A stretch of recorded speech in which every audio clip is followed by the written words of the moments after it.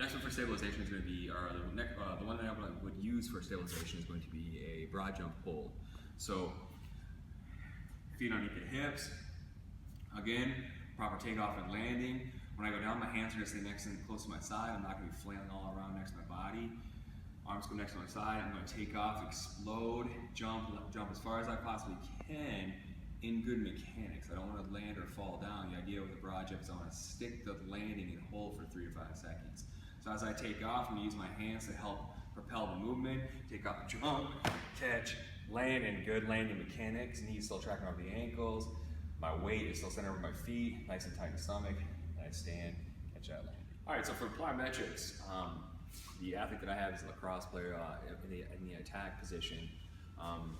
When I'm working with plyometrics with our athletes, I want to make sure that takeoff and landing are the most two important things that we always want to go over. So many times in plyometrics, the same takeoff position that I jump from is also that same landing position, working on that proper loading of the joints, hips, knees, ankles, all receiving that proper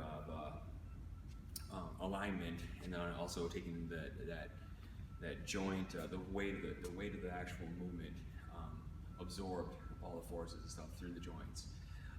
When we're doing these lateral jumps, you want to make sure that takeoff, the same position where we just talked about taking off and then landing on top of that box and holding for a couple seconds afterwards, maintaining that good stabilization and that postural adjustment in the back, staying nice and tight. So for lateral box jumps here, my feet are going to be underneath my hips in that power position.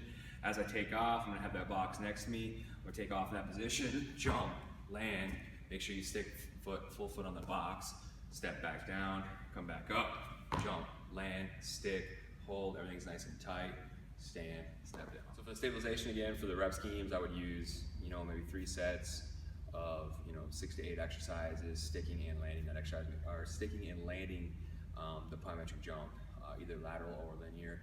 Make sure that before you move on to the next progression, your athlete is able to hold and withstand those actual landing procedures for plyometrics, because that is the toughest part for plyos, hips and knees, tracking over the joints.